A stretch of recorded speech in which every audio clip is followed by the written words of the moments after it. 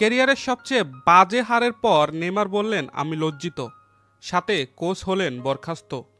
Match শেষে আবেগ সামাল দিতে পারলেন না নেইমার। মাঠে বসেই কাঁদতে শুরু করলেন।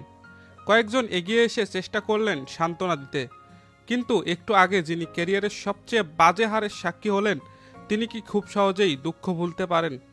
নেইমারেরও নিশ্চিতভাবে এই ধাক্কা সামলাতে সময় লাগবে।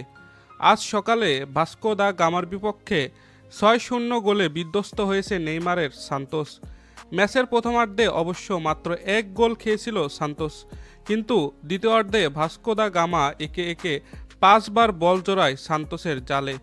এই ম্যাচের আগে স্বাভাবিকভাবেই সবার চোখ ছিল নেইমার ও তার জাতীয় দল সতীর্থ ফিলিপে কুতিনিওর দিকে।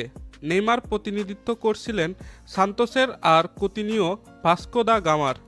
দুর্দান্ত এই জয়ে অবনমন অঞ্চল থেকেও বেরিয়ে এসেছে ভাস্কো দা গামা। ১৮ ম্যাচে ১৯ পয়েন্ট নিয়ে ১৬ নম্বর অবস্থানে আছে তারা। অন্যদিকে এক ম্যাচ বেশি খেলে ২১ পয়েন্ট নিয়ে সান্তোস আছে ১৫ নম্বরে। ম্যাচ শেষে নেইমার বলেছেন, আমি লজ্জিত, আমাদের পারফরমেন্সে আমি সম্পূর্ণ হতাশ। দর্শক, খেলাবাজের ভিডিও এ পর্যন্তই। ভিডিওটি ভালো লেগে থাকলে লাইক করে দিন। নিয়মিত খেলার আপডেট ভিডিও পেতে আমাদের সাথেই থাকুন।